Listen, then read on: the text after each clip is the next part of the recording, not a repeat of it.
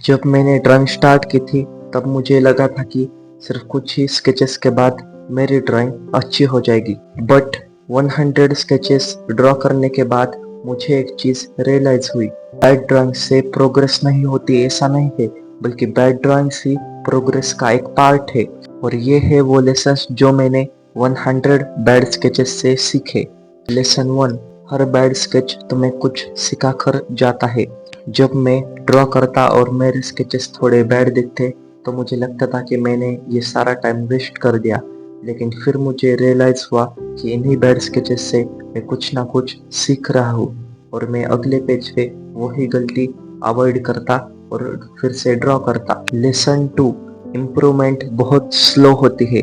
जैसे जिम में तुम्हारी स्ट्रेंथ या फिर तुम्हारी बॉडी धीरे धीरे ग्रो होती है और तुम्हारी ग्रोथ होती है, वैसे ही आर्ट में तुम्हारी प्रोग्रेस भी स्लोली होती है।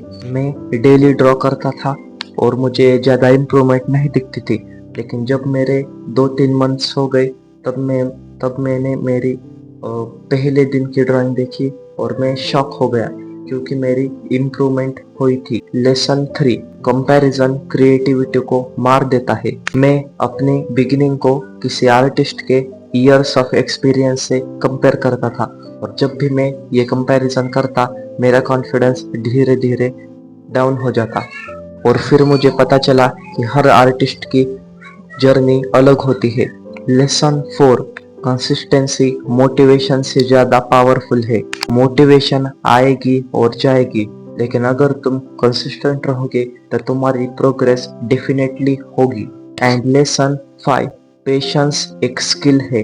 हम सब जल्दी रिजल्ट्स देखना चाहते हैं, लेकिन आर्ट ने मुझे सिखाया कि प्रोग्रेस स्लोली होती है, और इसीलिए पेशेंस इम्पोर्टेंट है।